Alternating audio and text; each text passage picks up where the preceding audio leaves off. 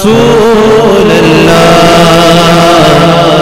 وسلم علیک یا حبیب اللہ۔ آپ جانتے ہیں کہ دین کے کچھ مسائل ایسے ہوتے ہیں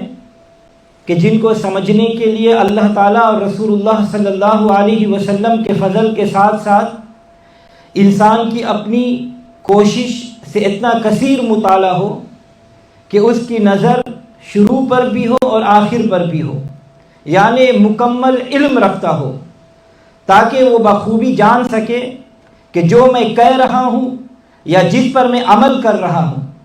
کسی حدیث میں اس کی تردید تو نہیں آئی ہے، اور اس مسئلے کا قرآن و حدیث کے مطالب اور اصول میں کیا ہے۔ جب تک اتنا علم نہ ہو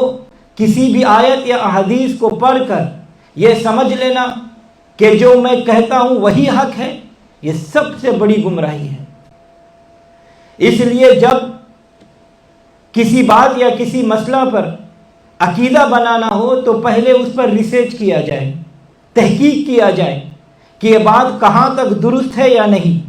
پھر اس پر عمل کیا جائے، نہ کہ ان لوگوں کی طرح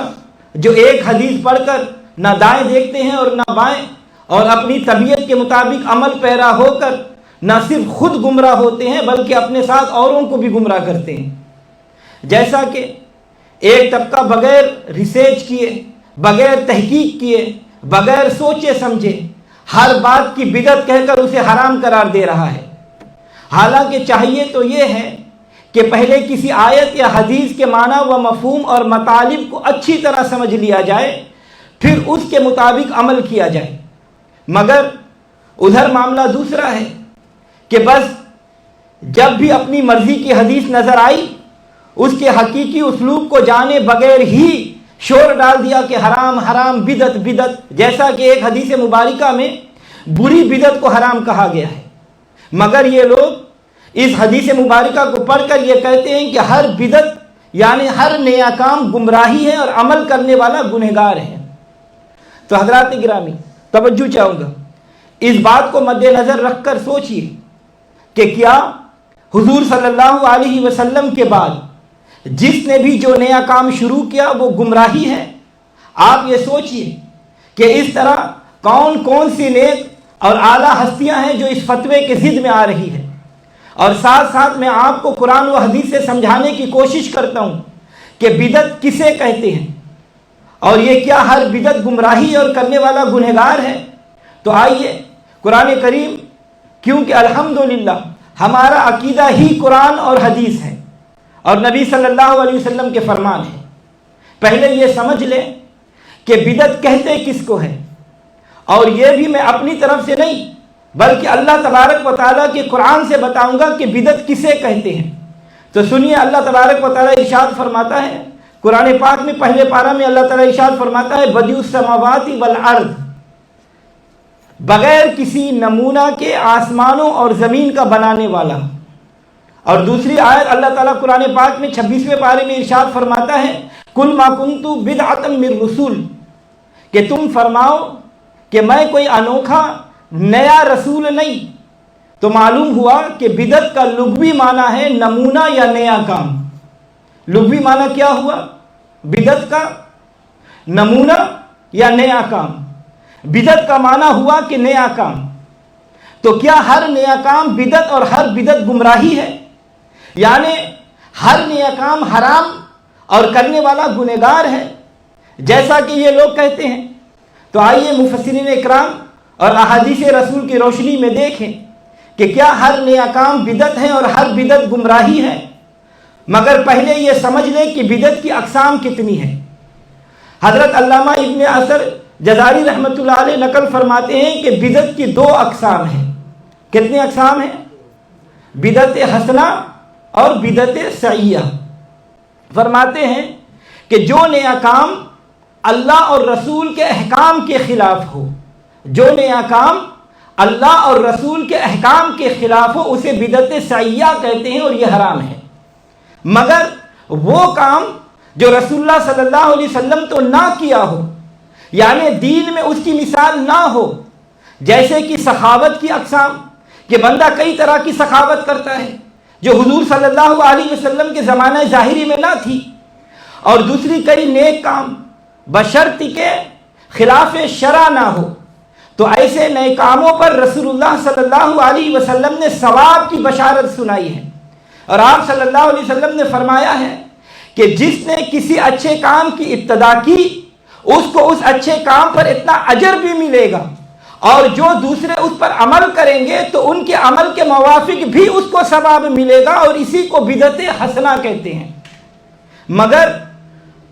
جو کوئی برے کام کی ابتدا کرے تو اس پر اس کے اپنے عمل کا وبال تو ہوگا ہی، مگر جو کوئی اور اس برے کام پر عمل کرے گا اس کے برے اعمال کا گناہ ان کے ساتھ ساتھ اسے بھی ملے گا جس نے یہ کام شروع کیا ہے۔ لیکن یہ اس وقت ہے جب یہ کام اللہ تعالیٰ اور رسول اللہ صلی اللہ علیہ وسلم کے احکامات کے خلاف ہو۔ علامہ ابن منصور فرماتے ہیں کہ بدعت سے مراد ہر وہ نیا کام ہے جو برا اور سنت کے خلاف ہو۔ تو حضرات گرامی، آپ نے سنا کہ ہر نیا کام بدعت نہیں بلکہ بدعت اور حرام وہ نیا کام ہے جو اللہ تعالیٰ اور رسول اللہ صلی اللہ علیہ وسلم کے احکامات کے خلاف ہو۔ تو جس سے معلوم ہوا کہ بدعت کی صرف ایک ہی اقسام نہیں بلکہ بدعت کی دو اقسام ہیں، بدعت حسنہ اور بدعت سیئہ، یعنی اچھی بدعت اور بری بدعت۔ یہ بات میں نہیں کہتا بلکہ اس بات کو بے شمار امام اور جید علماء اکرام نے اس کو نقل فرمایا ہے، جیسا کہ حضرت علامہ ملا علی قاری رحمۃ اللہ علیہ نے اپنی کتاب مرکات میں، اور شیخ شاہ عبدالحق محدث دہلوی رحمۃ اللہ علیہ آپ نے اشۃ اللمعات میں، علامہ شامی رحمۃ اللہ علیہ نے در مختار میں، علامہ آلوسی رحمۃ اللہ علیہ نے شرح روح المعانی میں، علامہ ابن حجر مکی رحمۃ اللہ علیہ نے فتاوی حدیثیہ میں، علامہ دستگیر مالکی رحمۃ اللہ علیہ نے اپنی کتاب میں، علامہ جلال الدین سیوطی رحمۃ اللہ علیہ نے الحاوی الفتاوی میں، اور دیوبندیوں کے بہت بڑے عالم شبیر احمد عثمانی نے بھی اپنی کتاب فتح المعلم میں بھی اس کو بیان کیا ہے۔ تو ان تمام علماء اکرام نے اپنی تفسیر میں بدعت کی ایک نہیں بلکہ پوری 5 اقسام بیان فرمائی ہے، اور یہ سب کے سب لکھتے ہیں کہ بدعت کی 5 اقسام ہیں، جس سے معلوم ہو گیا کہ تمام جید علماء دین بدعت کی ایک ہی اقسام نہیں بتاتے بلکہ کئی اقسام بتاتے ہیں۔ تو جو ہر بدعت کو بدعت سیئہ کہہ کر حرام کہتے ہیں یہ ان کی حد دھرمی ہے یا کم علمی ہے، وگرنہ بقول علماء اکرام کہ بدعت کی ایک ہی قسم نہیں بلکہ کئی اقسام ہیں۔ تو حضرات گرامی، اب آئیے کہ بدعت کی اقسام حدیث اور صحابہ اکرام سے بھی معلوم کریں تاکہ بات واضح ہو جائے۔ تو سنیے، بخاری شریف کی حدیث ہے، حضرت عائشہ صدیقہ رضی اللہ تعالیٰ عنہ روایت کرتی ہے کہ رسول اللہ صلی اللہ علیہ وسلم نے فرمایا کہ ہمارے اس دین میں کوئی ایسی بات پیدا کرے جو اس میں نہ ہو تو وہ رد ہے۔ اور بخاری شریف اور مسلم شریف کی ایک روایت ہے کہ جو کوئی ایسا کام کرے کہ جس کے متعلق ہمارا حکم نہ ہو تو وہ مردود ہے۔ اور حضرت حذیفہ رضی اللہ تعالیٰ عنہ نے بیان کیا کہ رسول اللہ صلی اللہ علیہ وسلم نے فرمایا کہ اللہ تعالیٰ بدعتی کا نماز، روزہ، حج، جہاد اور کوئی فرض اور نفل عبادت قبول نہیں فرماتا، اور وہ اسلام سے یوں خارج ہو جاتا ہے جیسے آٹے سے بال خارج ہو جاتا ہے۔ تو حضرات گرامی، آپ نے وہ احادیث مبارکہ سنی کہ جس میں بدعت سیئہ کے متعلق احکامات بیان کیے گئے ہیں، اور جتنی بھی احادیث ہیں ان میں بدعت سیئہ یعنی بری بدعت مراد ہے، کیونکہ جیسے قرآن پاک کی آیات کی اقسام ہیں ویسے ہی احادیث رسول کی بھی اقسام ہیں، اور اسی طرح بدعت کی بھی اقسام ہیں، لیکن یہ سمجھے گا وہی جس کو اللہ تعالیٰ نے سمجھ عطا فرمائی ہوگی۔ تو سنیے کہ صحابہ اکرام جو کہ ساری امت سے زیادہ دین کو سمجھتے تھے، ان کے نزدیک بھی بدعت کی اقسام ہیں، یا پھر ان لوگوں کی کہنے کی طرح کہ صرف ایک ہی بدعت ہے اور ہر بدعت گمراہی ہے۔ تو سنیے، بخاری شریف کی حدیث ہے، حضرت مجاہد رضی اللہ تعالیٰ عنہ سے روایت ہے کہ میں اور عروہ بن زبیر مسجد میں داخل ہوئے تو وہاں عبداللہ ابن عمر رضی اللہ تعالیٰ عنہ حجرہ عائشہ کے پاس بیٹھے ہوئے تھے اور لوگ مسجد میں چاش کی نماز پڑھ رہے تھے. تو ہم نے ان لوگوں سے اس نماز کے متعلق پوچھا تو وہ فرمانے لگے, بخاری شریف کی حدیث ہے, فقال بدعہ, کہنے لگے یہ ایک اچھی بدعت ہے. تو صحابہ اکرام سے مزید سنیے تاکہ معلوم ہو سکے کہ بدعت صرف ایک ہی نہیں بلکہ بدعت کے متعلق صحابہ اکرام کا عقیدہ بھی وہی ہے جو الحمدللہ ہم اہل سنت و جماعت کا ہے. حضرت اعراض رضی اللہ تعالیٰ عنہ روایت کرتے ہیں کہ میں نے ابن عمر رضی اللہ تعالیٰ عنہ سے نماز چاش کے متعلق سوال کیا. جب وہ حضور صلی اللہ علیہ وسلم کے حجرہ مبارک سے ٹیک لگائے بیٹھے تھے تو انہوں نے کہا فقال بدعۃ و نعمۃ البدعہ, وہ کہنے لگے کہ یہ بدعت ہے اور بہت اچھی بدعت ہے. تو حضرات گرامی سنا آپ نے کہ حضور صلی اللہ علیہ وسلم کے صحابہ کا عقیدہ ہے کہ بدعت اچھی بھی ہے اور بدعت بری بھی ہے, یعنی کہ ہمارا اور صحابہ اکرام کا عقیدہ ایک ہی ہے الحمدللہ. اور بخاری شریف کی حدیث ہے, حضرت عبد الرحمن بیان فرماتے ہیں کہ میں اور حضرت عمر رضی اللہ تعالیٰ عنہ رمضان کی ایک رات کو مسجد کی طرف نکلے تو لوگ الگ الگ نماز تراویح پڑھ رہے تھے, کوئی ادھر کوئی ادھر الگ الگ پڑھ رہے تھے. حضرت عمر رضی اللہ تعالیٰ عنہ نے فرمایا کہ میرے خیال میں انہیں ایک قاری کے پیچھے جمع کر دیا جائے تو یہ اچھا ہوگا. بس حضرت ابی بن کعب رضی اللہ تعالیٰ عنہ کے پیچھے سب کو جمع کر دیا گیا. پھر میں نے حضرت عمر رضی اللہ تعالیٰ عنہ کے ساتھ دوسرے دن مسجد میں داخل ہوا تو لوگ ایک قاری کے پیچھے نماز پڑھ رہے تھے. تو حضرت عمر رضی اللہ تعالیٰ عنہ نے فرمایا, بخاری شریف کی حدیث ہے, قال عمر نعم البدعۃ ھذا, وہ فرماتے ہیں حضرت عمر نے فرمایا کہ کتنی اچھی بدعت ہے. تو حضرات گرامی اب جو لوگ یہ کہتے ہیں کہ صرف ایک ہی بدعت ہے اور ہر بدعت گمراہی ہے تو وہ لگائے فتویٰ میرے نبی صلی اللہ علیہ وسلم کے عمر رضی اللہ تعالیٰ عنہ پر معاذ اللہ بدعتی ہونے کا فتویٰ, کیونکہ نماز تراویح کی جماعت حضور صلی اللہ علیہ وسلم نے نہیں بلکہ حضرت عمر رضی اللہ تعالیٰ عنہ نے شروع فرمائی اور فرمایا کہ اچھی بدعت ہے. اب بتائے وہ لوگ کہ اگر ہر بدعت گمراہی ہے تو سیدنا عمر رضی اللہ تعالیٰ عنہ معاذ اللہ گمراہ تھے یا انہوں نے نماز تراویح قائم کر کے گمراہی کا کام کیا معاذ اللہ. تو حضرات گرامی سیدنا فاروق اعظم رضی اللہ تعالیٰ عنہ فرماتے ہیں کہ یہ ایک اچھی بدعت ہے. تو معلوم ہوا کہ صحابہ اکرام کا عقیدہ بھی یہی ہے کہ ہر بدعت بری نہیں بلکہ بری بدعت وہ ہے جو اللہ تعالیٰ اور اس کے رسول صلی اللہ علیہ وسلم کے احکامات کے خلاف ہو. اور مسلم شریف کی حدیث ہے, حضرت جریر رضی اللہ تعالیٰ عنہ روایت کرتے ہیں کہ حضور صلی اللہ علیہ وسلم نے فرمایا کہ جو شخص اسلام میں کسی نیک کام کی بنیاد ڈالے تو اس کے لیے اس کے اپنے اعمال کا بھی ثواب ہے اور اس کے بعد اس پر عمل جو کرے ان کا بھی ثواب ہے بغیر اس کے کہ ان کے ثواب میں کمی کی جائے. اور جس نے اسلام میں کسی بری بات کی ابتدا کی تو اس پر اس کے اپنے عمل کا بھی گناہ بھی ہے اور جو اس کے بعد اس پر عمل کریں گے اس کا گناہ بھی اس کے ہے اور اس کے بغیر اس کے گناہ میں کوئی کمی ہو. تو حضرات گرامی حدیث رسول صلی اللہ علیہ وسلم سے معلوم ہوا کہ ہر نیا کام بری بدعت نہیں بلکہ حضور صلی اللہ علیہ وسلم فرماتے ہیں کہ اگر کسی نے اچھا نیا کام شروع کیا تو اس پر ثواب ملے گا. تو فیصلہ ہو چکا کہ حضور صلی اللہ علیہ وسلم بھی یہی فرماتے ہیں کہ ہر نیا کام بدعت سیئہ اور حرام نہیں بلکہ وہ کام جو اچھا ہو اور وہ بدعت حسنہ ہے اور اس پر ثواب ہے, اور جو نیا کام قرآن اور حدیث کے خلاف ہو وہ بدعت سیئہ ہے. یہی تو ہمارا عقیدہ ہے اور یہی ہمارے عقیدے کی سچائی کی دلیل ہے اور حضور صلی اللہ علیہ وسلم نے بھی فیصلہ ہمارے ہی حق میں دیا الحمدللہ. تو حضرات گرامی مسلم شریف کی حدیث ہے, حضرت ابو ہریرہ رضی اللہ تعالیٰ عنہ روایت کرتے ہیں کہ نبی صلی اللہ علیہ وسلم نے فرمایا کہ جس نے ہدایت کی طرف بلایا اور اس کے لیے اس راستے پر چلنے والوں کی مثل ثواب ہے اور ان کے ثواب میں سے کچھ بھی کم نہیں ہوگا. جس نے گناہ کی دعوت دی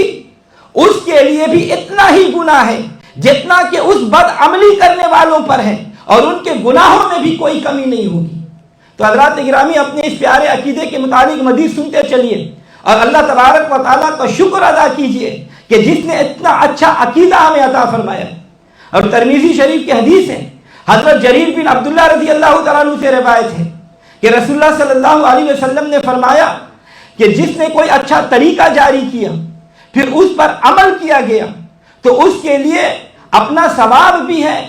اور اسے عمل کرنے والوں کے برابر ثواب بھی ملے گا، جبکہ اس کے ثواب میں کوئی کمی بھی نہیں ہوگی۔ اور جس نے برا طریقہ جاری کیا پھر وہ طریقہ اپنایا گیا تو اس کے لیے بھی اپنا گناہ بھی ہے، اور ان لوگوں کے گناہ کے برابر بھی جو اس پر عمل کریں گے بغیر اس کے کہ ان کے گناہ میں کچھ کمی ہو۔ اور امام بخاری نے بخاری شریف میں 4 احادیث مبارکہ نقل فرمائی ہے جن میں یہ بتایا گیا ہے کہ نبی صلی اللہ علیہ وسلم حضرت ابو بکر صدیق، حضرت عمر فاروق رضی اللہ تعالیٰ عنہ کے عہد مبارکہ میں، زمانہ مبارکہ میں جمعۃ المبارک کی صرف ایک ہی اذان ہوتی تھی، لیکن حضرت عثمان غنی رضی اللہ تعالیٰ عنہ نے اپنے عہد مبارکہ میں ایک اور اذان کا اضافہ کر دیا۔ نبی صلی اللہ علیہ وسلم کے بعد دین میں اس نئی بات کو کسی نے بھی بدعت نہیں کہا بلکہ ساری امت نے اسے قبول فرما لیا۔ تو حضرات گرامی، 4 حدیثوں میں سے ایک حدیث کے الفاظ یوں ہیں کہ بے شک دوسری اذان جمعہ کے روز اس کا حکم حضرت عثمان غنی رضی اللہ تعالیٰ عنہ نے دیا۔ سبحان اللہ۔ توجہ چاہوں گا، غور کیجئے کہ صحابہ اکرام جانتے تھے کہ دین میں کوئی اچھا کام کرنا بری بدعت نہیں بلکہ اچھی بدعت باعث ثواب ہے۔ اسی لیے تو سیدنا عثمان غنی رضی اللہ تعالیٰ عنہ نے نیا کام یعنی جمعہ کی دوسری اذان شروع فرمائی، تو معلوم ہوا کہ ہر نیا کام برا نہیں بلکہ وہی برا ہے جو اللہ اور رسول اللہ صلی اللہ علیہ وسلم کے احکامات کے خلاف ہو۔ اور مزید سنی، بخاری شریف کی حدیث ہے، جب جنگ یمامہ میں بہت سے حفاظ کرام شہید ہو گئے تو حضرت عمر رضی اللہ تعالیٰ عنہ نے امیر المومنین حضرت ابو بکر صدیق رضی اللہ تعالیٰ عنہ کی خدمت میں حاضر ہوئے اور عرض کیا کہ اے امیر المومنین، میں ڈر محسوس کرتا ہوں اگر حفاظ کی شہادت کا یہی سلسلہ رہا تو قرآن کریم کے بارے میں پریشانی بن سکتی ہے، کیونکہ ابھی تک قرآن پاک کو کتابی شکل میں اکٹھا نہیں کیا گیا تھا۔ حضرت عمر رضی اللہ تعالیٰ عنہ نے یہ تمنا ظاہر کی کہ قرآن پاک کو ایک کتابی شکل میں محفوظ کر لیا جائے، لیکن حضرت ابو بکر صدیق رضی اللہ تعالیٰ عنہ نے فرمایا کہ اے عمر، میں وہ کام کیسے کر سکتا ہوں جس کو رسول اللہ صلی اللہ علیہ وسلم نے نہیں کیا؟ تو حضرت عمر رضی اللہ تعالیٰ عنہ نے کہا کہ اے امیر المومنین، اگرچہ یہ کام رسول اللہ صلی اللہ علیہ وسلم نے نہیں کیا لیکن یہ کام ہے اچھا۔ تو حضرت ابو بکر صدیق رضی اللہ تعالیٰ عنہ فرماتے ہیں کہ حضرت عمر رضی اللہ تعالیٰ عنہ بار بار اصرار کرتے رہے، لیکن میں یہ کہہ کر ٹالتا رہا کہ میں وہ کام کیسے کروں جس کو رسول اللہ صلی اللہ علیہ وسلم نے نہیں کیا، یہاں تک کہ بخاری شریف کی حدیث ہے حتی شرح اللہ صدری، حتیٰ کہ اللہ تعالیٰ نے میرا سینہ کھول دیا، یعنی میں حضرت عمر کی رائے کے متفق ہو گیا۔ تو حضرات گرامی، اس حدیث سے روز روشن کی طرح واضح ہو گیا کہ ہر نیا کام برا نہیں، اگرچہ اس کا ثبوت صحابہ اکرام کے زمانے میں بھی نہ ہو، کیونکہ نیا کام برا وہی ہے جو اللہ اور رسول کے احکامات کے خلاف ہو۔ اور پوری دنیا کے لیے یہ شخصیات منارہ نور ہے کہ جنہوں نے حضور صلی اللہ علیہ وسلم کے بعد کئی اچھے نیا کام شروع کیے، تو اگر ہر نیا کام حرام اور بری بدعت ہے تو ان شخصیات پر کیا فتویٰ لگے گا کہ جن کے جنتی ہونے کا اعلان خود حضور صلی اللہ علیہ وسلم نے فرمایا۔ تو معلوم ہوا کہ ہر نیا کام بدعت اور گمراہی نہیں بلکہ گمراہی وہ بدعت یا یہ وہ نیا کام ہے کہ جو اللہ تعالیٰ اور اللہ کے رسول صلی اللہ علیہ وسلم کے حکم سے ٹکرا جائے۔ تو جو لوگ میلاد شریف اور 11ویں شریف کو بدعت کہہ کر حرام کہتے ہیں، وہ ذرا ہوش سے کام لے کہ وہ کون سا حکم ربانی اور کون سا حکم مصطفی ہے کہ جس سے میلاد شریف اور 11ویں شریف کا حکم ٹکراتا ہے،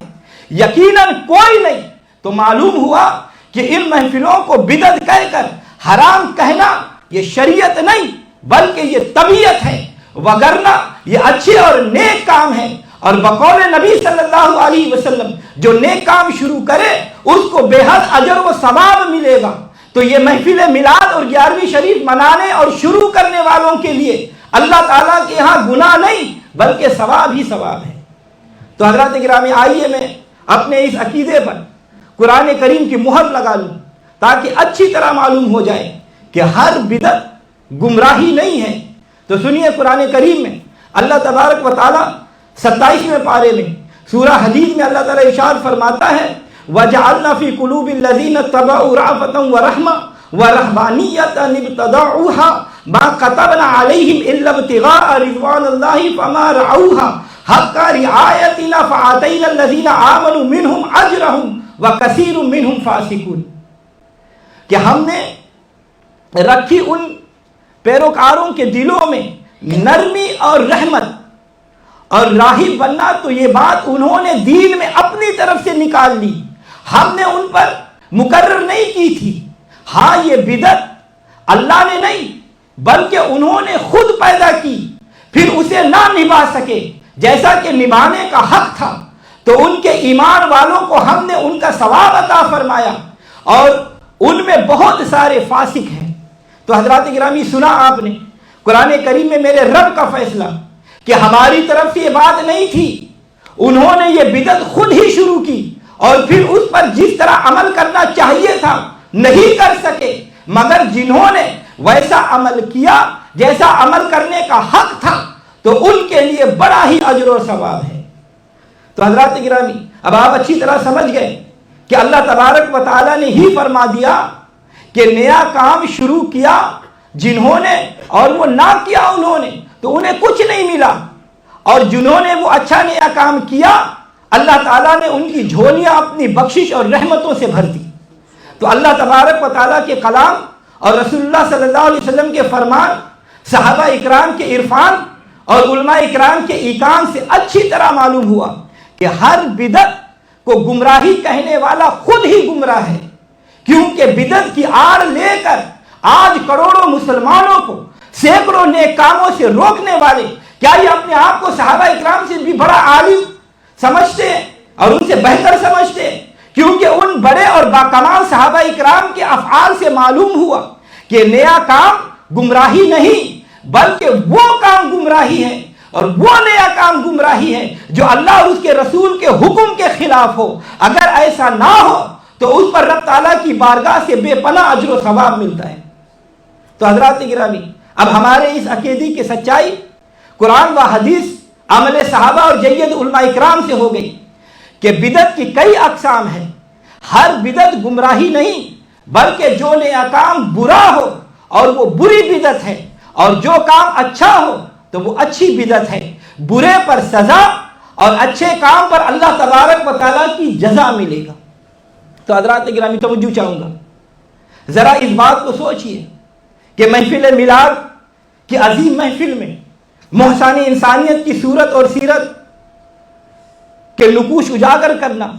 اور اپنے محبوب کے احسانات اور کمالات کا بیان کرنا، جلوتوں اور خلوتوں میں رو رو کر دعائیں کرنے والے مہربان کی بارگاہ بے کس پناہ میں درود و سلام کے نذرانے پیش کرنا، پھر دنیا و آخرت کی بھلائی کی دعا کرنا، کیا یہ حرام ہے؟ کیا یہ بدعت ہے؟ کیا یہ ناجائز ہے؟ مجھے بتائیے، کیا محفل میلاد میں حضور صلی اللہ علیہ وسلم کی پیدائش کا ذکر کرنا حرام ہے؟ کیا محفل میلاد میں حضور صلی اللہ علیہ وسلم کی صورت اور سیرت کا وعظ سنانا حرام ہے؟ کیا اکٹھے ہو کر اپنے نبی کی پیدائش کا ذکر کرنا حرام ہے؟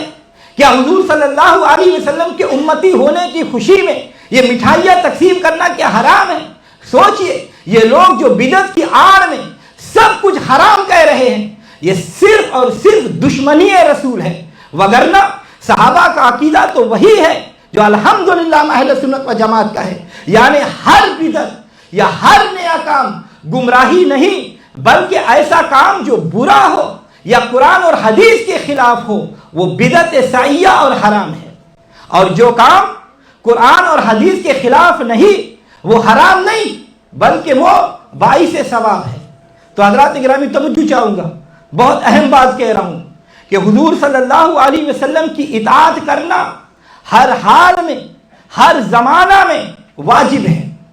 حضور صلی اللہ علیہ وسلم کی اطاعت کرنا ہر حال، ہر زمانہ میں واجب ہے، اور آپ صلی اللہ علیہ وسلم کے کسی حکم کی مخالفت کسی حال، کسی زمانہ میں بھی جائز نہیں۔ ہر وہ کام بدعت ہے جس کے کرنے سے دین مصطفیٰ صلی اللہ علیہ وسلم کا طریقہ بدل جائے، سنت مصطفیٰ کے خلاف کوئی عمل ہو، غیر دین کو دین میں داخل کرنا وغیرہ، یہ سب بدعت ہے جس کی شریعت میں ممانعت ہے، اور یہی بدعت اور گمراہی ہے۔ تو اب میرا تمام وہابی دیوبندیوں اور تبلیغیوں سے میرا یہ سوال ہے کہ ذرا مجھے بتائیے کہ جو قرآن آج ہم پڑھتے ہیں یعنی کتابی شکل میں، کیا حضور صلی اللہ علیہ وسلم کے ظاہری زمانے میں تھا؟ کہ آج جو خوبصورت پکی مساجد بنائی جاتی ہے، کیا ایسی مساجد اس زمانہ میں موجود تھی؟ کہ آج ہم جو نماز تراویح و جماعت ادا کرتے ہیں، کیا حضور صلی اللہ علیہ وسلم کے زمانہ اقدس میں نماز تراویح و جماعت ادا کیا جاتا تھا؟ کیا حضور صلی اللہ علیہ وسلم کے ظاہری زمانے میں کبھی اذان یا جماعت لاؤڈ اسپیکر پر پڑھی گئی؟ کیا آپ صلی اللہ علیہ وسلم کے دور میں ختم بخاری شریف ہوا تھا؟ کیا حضور صلی اللہ علیہ وسلم کے دور میں آج جو مدارس میں کتابیں پڑھائی جاتی ہیں کیا اس دور میں پڑھائی جاتی تھی؟ تو یقیناً تم کو یہ ماننا پڑے گا کہ آج جو کچھ تم کر رہے ہو یہ سب کچھ ہمارے آقا مولا صلی اللہ علیہ وسلم کے زمانہ اقدس میں نہیں تھا۔ اب ان سوالات کے بارے میں تمہارا کون سا فتویٰ ہے؟ کیا معاذ اللہ یہ سب کچھ کرنا گمراہی ہے، بدعت ہے؟ ہرگز نہیں۔ اللہ تعالیٰ ان لوگوں کو ہدایت نصیب فرمائے۔ اللہ تبارک و تعالیٰ کی بارگاہ میں دعا ہے کہ اللہ تبارک و تعالیٰ ہمیں اسلام کے عقائد کو قرآن اور حدیث کی روشنی میں سمجھ کر اپنانے کی توفیق عطا فرمائے، اور جو لوگ گمراہ ہیں ان کو بھی گمراہی سے چھٹکارا پا کر ہدایت کی طرف آنے کی اللہ تعالیٰ توفیق عطا فرمائے۔ اللہ